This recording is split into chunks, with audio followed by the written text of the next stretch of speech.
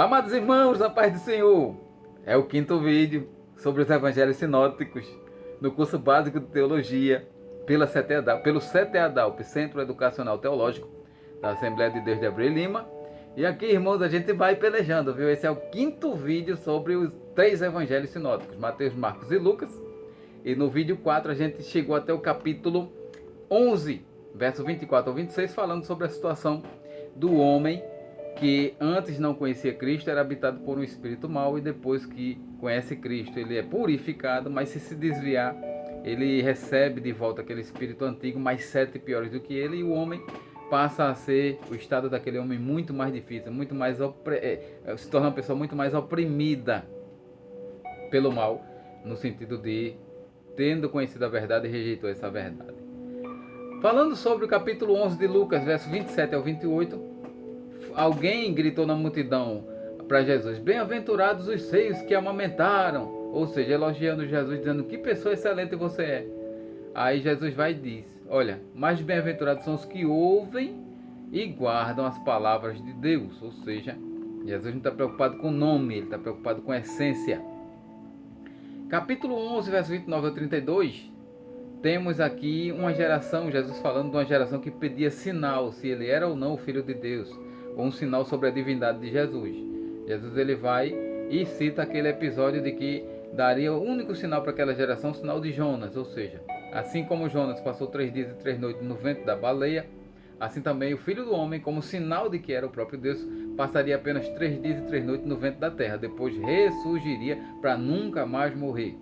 E também Jesus vai e confronta como os ninivitas e a rainha do sul, que virão em juízo naquele dia e serão tidas como mais justas do que aquela geração que tinha todos esses sinais na sua frente, mas que preferiram rejeitar Jesus, né? Então os ninivitas e a rainha do sul, com bem menos sinais da evidência do poder divino, eles vieram conferir, eles mudaram de vida, eles se tornaram outras pessoas. Ali, aquela geração estava totalmente corrompida, e mesmo diante de tantos sinais que Jesus já havia feito, eles ainda queriam mais sinais para Jesus tentar provar se era ou não Filho de Deus. Jesus não está preocupado em provar se ele é ou não Filho de Deus, porque ele é o Filho de Deus. Cabe a cada um de nós crer. Amém? Capítulo 11 de Lucas, versos 33 ao 36, vai falar sobre a candeia do corpo. E Jesus ele atribui essa candeia aos olhos. Ou seja, se teu olho é bom, tu sofre consequências boas, tu faz ações boas. Se teu olho for mau, tu vai enveredar por caminho difícil e vai colher o mal em ti.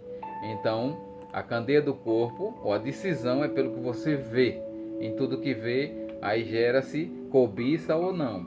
Enfim, que Deus nos ajude em nossos olhos.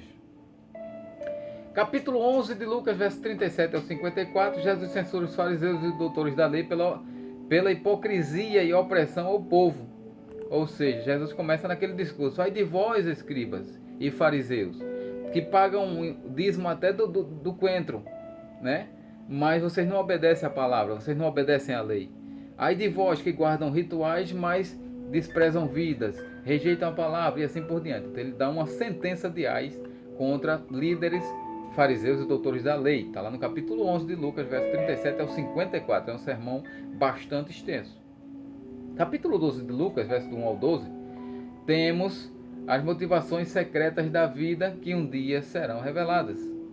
Ou seja, Jesus dizendo, né, que não há nada oculto que não seja revelado um dia, e falando sobre termos convicção, né, firmeza de se apegar com Jesus e inclusive confessá-lo diante dos homens, né? Quem negar Jesus, ou quem negar não, quem blasfemar contra o Espírito Santo, né, ainda que no oculto, aí a Bíblia fala sobre, com relação ao perdão da blasfêmia contra o Espírito Santo, que ela é impossível. Então, que a gente tenha muito cuidado com nossas intenções, né? Jesus ele sonda os corações, e isso é o que é importante para nós e um tanto perigoso. Importante porque a gente não precisa abrir a boca para falar muita coisa. E é um tanto perigoso porque ele sabe quando a gente está com hipocrisia.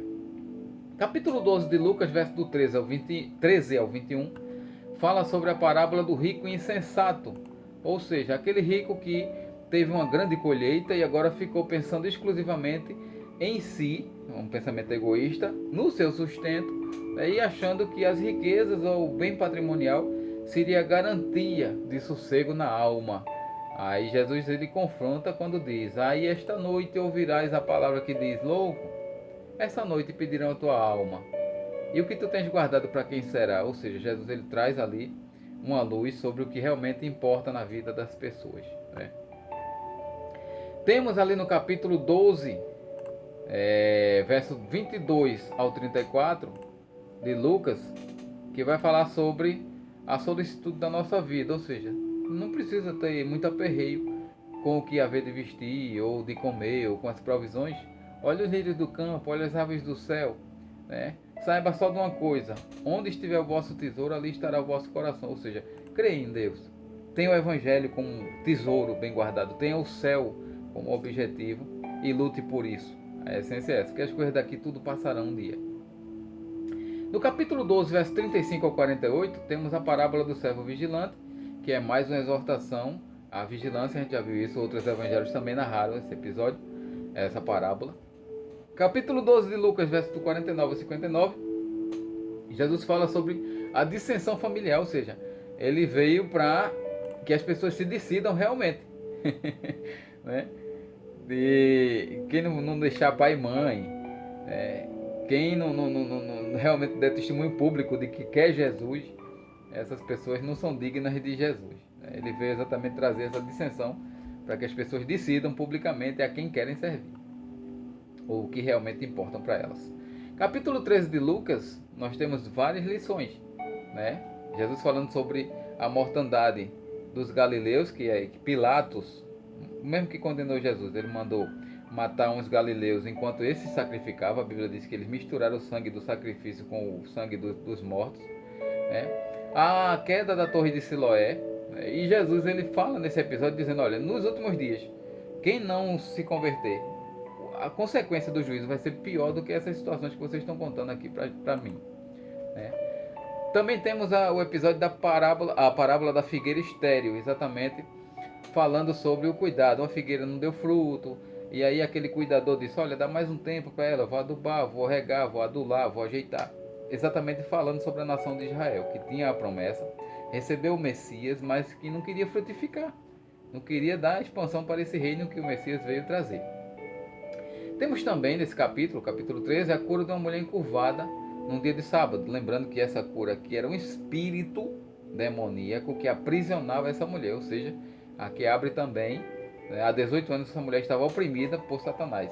Aqui abre também uma visão no sentido de que nem toda doença ela é física, há doenças malignas realmente. Então, para isso precisa-se de dom de discernir os espíritos. Temos aqui essa cura por ter sido no sábado. Jesus foi criticado, como sempre, né, pelos fariseus e doutores da lei, e Jesus vai e expõe aquela situação deles, dizendo: olha, se um animal de vocês tiver fome ou sede ou cair num buraco, vocês não vão socorrer no sábado? Aí mostrou a eles que eles eram hipócritas de verdade diante do povo. Isso aí constrangeu muito e era o motivo deles terem muita raiva de Jesus. Também temos a parábola do grão de mostarda de fermento, exatamente aquela situação que eu já expliquei sobre a aparência física ser pequenininha, mas o resultado ele é extraordinário com relação ao reino de Deus nos corações. Temos a porta estreita, né, que fala que muitos procurarão entrar por essa porta estreita e não acham, exatamente porque permanecem na iniquidade. Ou seja, Jesus quer salvar as pessoas, mas se as pessoas não quiserem abrir mão da sua iniquidade, não serão salvos, né? Fala sobre aqueles que seriam derradeiros entrarão primeiro nesse reino, e os que eram primeiros seriam os derradeiros, exatamente falando: eu vim para o judeu, que eram os primeiros. Os judeus não querem, só vão entrar por derradeiro agora, depois do período da grande tribulação. Aqueles que seriam os derradeiros, eram para ser salvos através dos judeus, agora vão entrar primeiro, ou seja, os gentios, a igreja. Então, para a gente, essa graça foi dispensada para nós através dessa rejeição dos judeus. Também no capítulo 13 de Lucas, vai falar sobre avisar a Jesus que Herodes queria matá-lo. E Jesus, ele diz: olha, ele estava na Peré, que era próxima de Jerusalém, e ele disse: olha, importa eu continuar operando milagres, fazendo maravilhas e seguindo rumo a Jerusalém, para que não morra um profeta fora de Jerusalém. Ou seja, Jesus sabia que ia morrer, estava caminhando para isso, mas era no tempo que Deus havia determinado, e não quando Herodes quisesse, né? E nesse mesmo contexto, Jesus ele profere o lamento sobre Jerusalém, que é: Jerusalém, Jerusalém, terra que mata os profetas que a ti são enviados.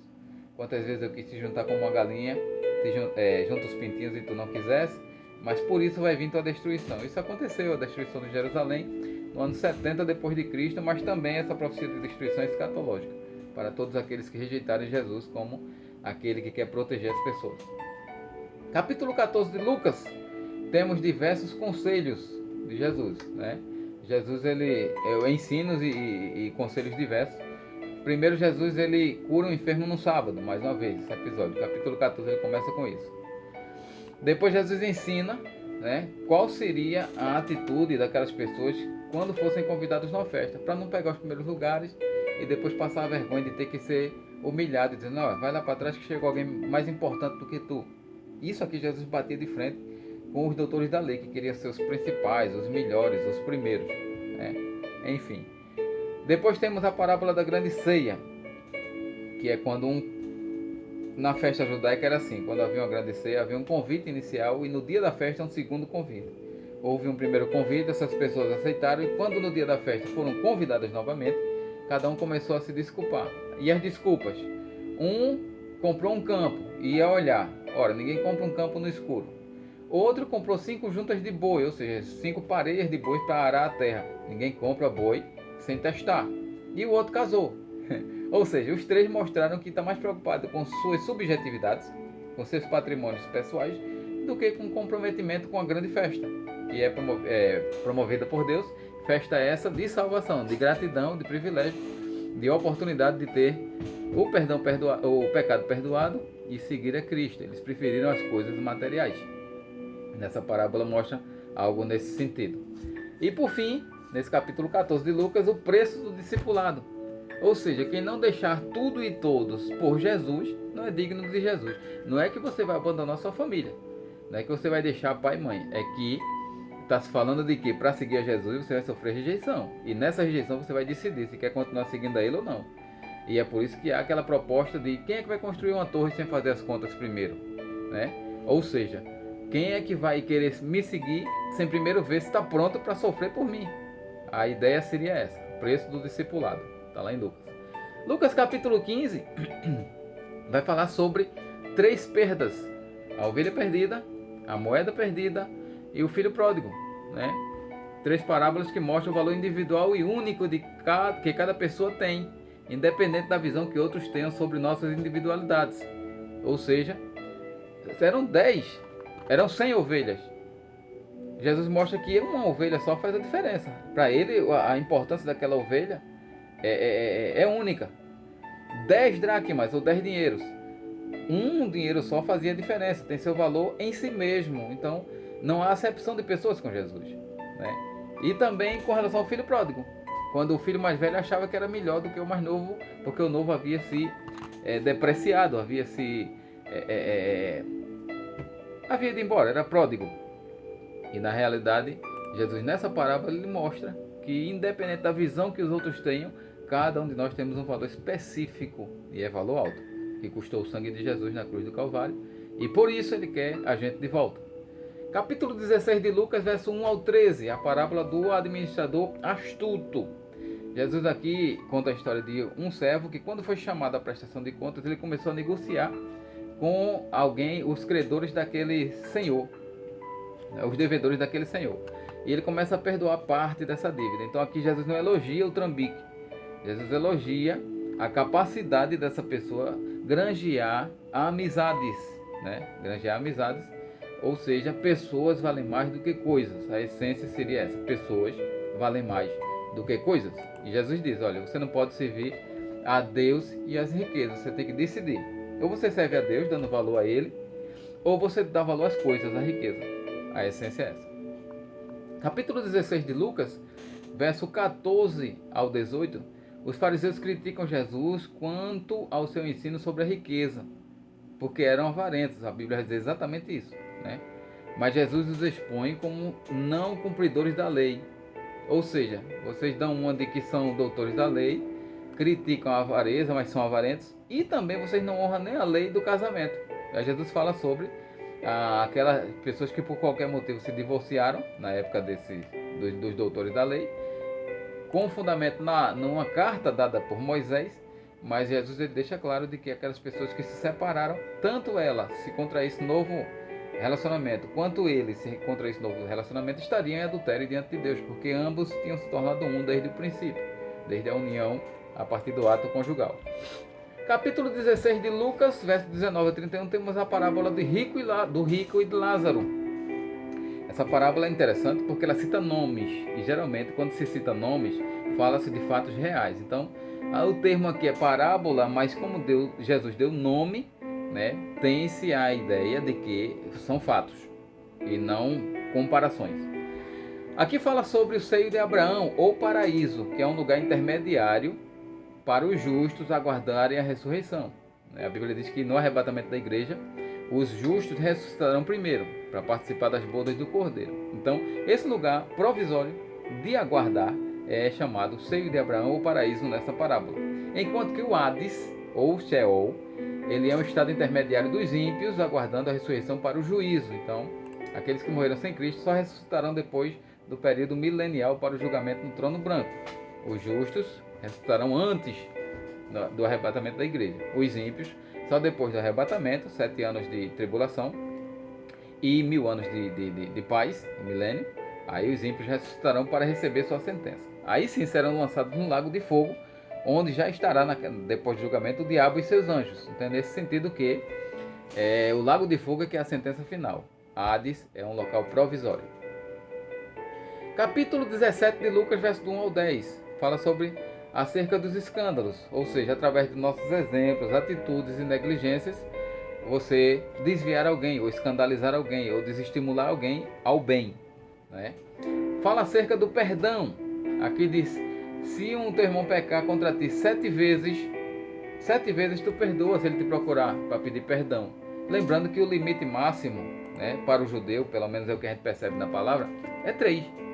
Então, quando Jesus diz: perdoe 7, para ele já ultrapassou muito do limite. É tanto que ele diz: Senhor, aumenta a nossa fé. Você vê que sempre é 3. Paulo, quando orou para que o espinho saísse da carne, orou 3 vezes. E aí ele foi dito: a minha graça te basta, Paulo, porque o meu poder se aperfeiçoa na fraqueza. Jesus, quando foi orar lá no Getsemane, ele orou 3 vezes ao Pai: Pai, se possível for, passa de mim esse cálice, todavia não seja feita a minha vontade, mas seja a tua. Então, por essas referências, a gente tem sempre o termo 3 para o judeu como sendo o limite máximo. E por isso o espanto deles dizendo: Senhor, aumenta a nossa fé. Aí Jesus fala do poder dessa fé. Olha, se você tivesse fé pouquinha, você diria ao monte: vai para o meio do mar, e ele ia. Ou seja, vá buscando essa fé, que é possível, e você pode recebê-la através do pedir. Pedir e dar-se-vos-á. Temos também nesse mesmo contexto, né, a condição de cada um se considerar servo inútil.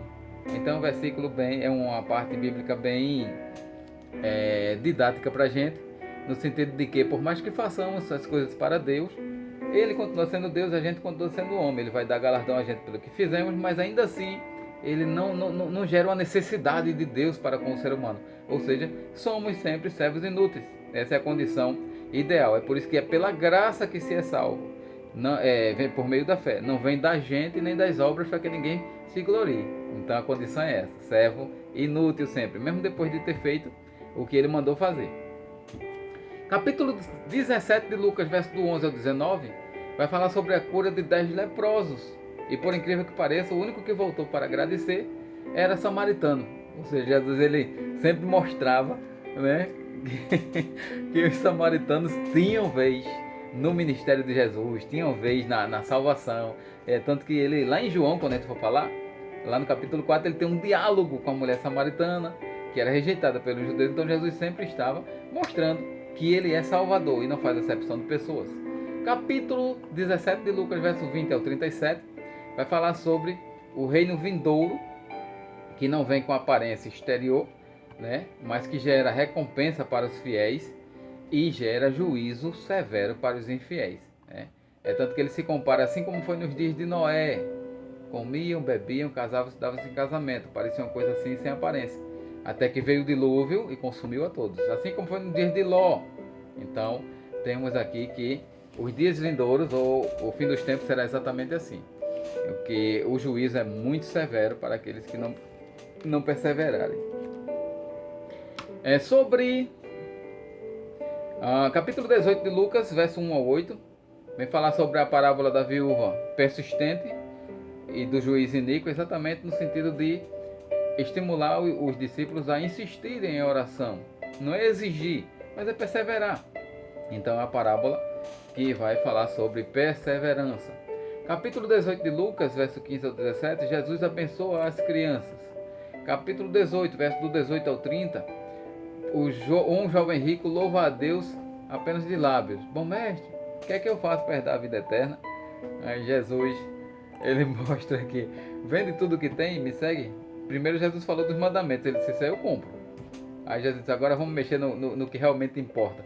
Vende tudo que tem e vem me seguir. Ou seja, em troca de um tesouro invisível. Aí é quando ele se entristeceu e não abriu mão da vida eterna nesse sentido. As riquezas tomaram lugar da vida eterna na vida daquele homem, né? E Jesus mostra como era difícil aqueles homens, os ricos se salvarem. Pedro aproveita o episódio nesse contexto e diz, Senhor, a gente que deixou tudo para te seguir, o que é que a gente vai ganhar? Jesus diz, olha aqui, você tem minha presença, minha provisão, tem coisas materiais e o penhor espiritual, ou seja, a igreja sente isso, a igreja tem o penhor do Espírito Santo, tem dons, recebe dádivas de Deus. E por fim a vida eterna, que é a coroação do troféu, é tudo. Se luta exatamente pela vida eterna. Então tem garantia aqui, além da presença, eis que estou convosco todos os dias, ainda assim tem o penhor, que é a alegria e um pré-sentimento de alegria e gozo celestial, e por fim, a realidade do céu. Capítulo 18 de Lucas, verso 31 ao 43, fala sobre o cego de Jericó. Já falei sobre esse episódio do cego. Mateus, 2 cegos, Marcos dá nome e Lucas, ele diz o cego de Jericó. Capítulo 19 de Lucas, verso 1 ao 10, vai contar a história de Zaqueu, publicano. Zaqueu era judeu, mas era publicano, ou seja, era um grupo de judeus que cobrava imposto para o Império Romano que oprimia o judeu. Por isso eles eram rejeitados pelos judeus e eram nivelados como prostitutas também. Então o valor que a prostituta tinha nessa época da cultura, como alguém baixo, alguém desprezível, os publicanos também, eles recebiam esse mesmo valor pelas lideranças, né, pelos fariseus e os doutores da lei. Então o Zaqueu, ele era odiado por ser cobrador de imposto, ou seja, era amigo do inimigo do povo de Deus, mesmo sendo judeu. E Jesus é criticado por isso, né, de estar na casa de Zaqueu ceando, mas Zaqueu demonstrou um arrependimento. Ele se esforçou para ver Jesus, ele queria ver Jesus. E Jesus tem aquele encontro e não despede ninguém vazio. Né? Na casa de Zaqueu, Zaqueu confessa e diz, olha, eu vou dar metade dos meus bens aos pobres. E se eu tenho enganado alguém, eu vou devolver 4 vezes mais. Aí Jesus mostra, olha aqui um verdadeiro arrependimento. Esse é filho de Abraão. Então, até diz que Jesus veio buscar e salvar os que se haviam perdido. Então Zaqueu esteve perdido um tempo, mas naquele encontro ele se achou com Jesus. E é isso que Jesus veio fazer nas nossas vidas também. Buscar e salvar os que se haviam perdido. Temos aqui no capítulo 19 de Lucas, verso do 11 ao 28, a parábola das 10 minas ou 10 moedas de ouro. Então minas ou moedas de ouro são sinônimos, que tem relação com a parábola dos talentos. Na realidade, aqui é uma parábola sobre mordomia, e que nessa mordomia vai gerar recompensas e punições. Então, o que a gente receber, que a gente zele como as coisas de Deus, porque disso prestaremos contas, ou para galardão, ou para punição. Está aqui em Lucas 19, verso 11 ao 28, quem lê, entenda. A última semana de Jesus, está no capítulo 19 em diante de Lucas. Capítulo 19, versos 29 ao 44, fala da entrada triunfal de Jesus. Capítulo 19, do versículo 45 ao 48, Jesus purifica o templo, sempre nessa sequência, né, nos 3 evangelhos. Capítulo 20, verso 1 ao 8, o questionamento da autoridade de Jesus. Com que autoridade você faz isso? Vira as mesas e expulsa aqui os cambistas? Quem mandou você fazer isso? Aí Jesus, quando questionado, Lucas ele conta um detalhe. Ele diz, olha, eu vou dizer com que autoridade eu faço isso, se vocês me disserem se o batismo de João é do céu ou dos homens. Né? Jesus sempre andava com a multidão, então se eles dissessem que era do céu, Jesus ia dizer, porque vocês não creram. E se ele disser dos homens, aí eles seriam apedrejados, porque todo mundo sabia que o batismo de João era do céu. Era um batismo para arrependimento. Então a sabedoria de Jesus é inexplicável, né? Temos aqui no capítulo 20 de Lucas, verso do 9 ao 20, a parábola da vinha, falando sobre os lavradores maus, que maltrataram aqueles que foram enviados a eles, né? E aqui fala sobre a rejeição dos judeus quanto ao plano divino e a vinda do Messias. Ou seja, Jesus ele tratou a nação dele como uma vinha que deveria ser bem cuidada, e quando há o envio do Messias, do Salvador, do dono da vinha, há uma rejeição completa, e por isso haveria uma punição. Capítulo 20, verso 21 ao 26, fala da cilada dos principais sacerdotes e escribas, armando para o lado de Jesus com relação ao imposto. Mandaram perguntar a Jesus: a gente deve pagar imposto a César? Para que Jesus se contradissesse, né? Se dissesse que pagasse, ele estava contra a nação, porque César era imperador romano, era contra o judeu e tributava os judeus. E se dissesse que não pagasse, ele estava sendo contra César, porque era a autoridade romana quem mandava na Palestina. Então, entre a cruz e a espada, Jesus diz: mostra a moeda. De quem é a efígie que está aí? De quem é essa imagem que está aí? É de César. Então faz o seguinte: dê a César o que é de César e dê a Deus o que é de Deus. Então, uma resposta que não o comprometeu em nada, pelo contrário, só mostrou que Jesus ele é Senhor, né? E que ninguém o pega assim com diálogos nem com palavras. Temos aqui no capítulo 20 de Lucas, verso 27 ao 40, o questionamento sobre a ressurreição. Os saduceus que não criam na ressurreição perguntando a Jesus, naquele episódio da mulher e dos 7 maridos. Já falei sobre isso na lei do levirato. Capítulo 20, verso 41 ao 44, Jesus ele reafirma aquela questão de Jesus ser filho de Davi. Porque Davi chamou Jesus de Senhor, se Jesus é filho de Davi? Ou seja, certamente ou biblicamente, o próprio Davi não o reconhecia esse Messias que viria como seu filho, e sim como seu Senhor. Senhor, aqui no Antigo Testamento, é o próprio Deus, né? Está lá em Salmos 110, verso 1. Capítulo 20, verso 45 ao 47 de Lucas, Jesus censura os mestres da lei, que buscavam destaques e os melhores assentos, vivendo de aparências com longas vestes e orações compridas. Ou seja, na realidade eles queriam sempre se dar bem e ter proveito de tudo, até através das orações, orando longamente para receber ofertas nesse sentido. Eram pessoas tidas como sepulcros caiados, viviam só de aparência. Capítulo 21 de Lucas, verso do 1 ao 4, fala sobre a oferta da viúva.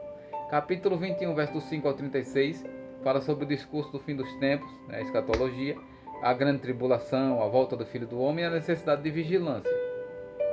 Capítulo 21, verso 37 ao capítulo 22, verso 2, fala da conspiração para matar Jesus. No capítulo 22, verso do 3 ao 6, Judas ele aceita trair Jesus, concorda? Capítulo 22 de Lucas, verso 7 ao 38, fala sobre a última ceia. Pedro é avisado da tentativa de Satanás de se andar com ele, mas Jesus intercedeu. Fala sobre Jesus dizendo: olha, a partir daqui, a partir da minha morte, cada um se prepare, faça reservas, junte espadas ou o que seja, mas não é no sentido literal de guerrear. E sim de que, olha, a partir da minha partida, cada um lute para perseverar no que eu ensinei com suas próprias forças, ou com suas próprias provisões. É isso. Enquanto no primeiro envio Jesus manda os discípulos andarem por fé, aqui ele manda os discípulos se prepararem para o que viria com relação à igreja de Deus. Capítulo 22 de Lucas, verso 39 ao 46, a agonia no Getsemane.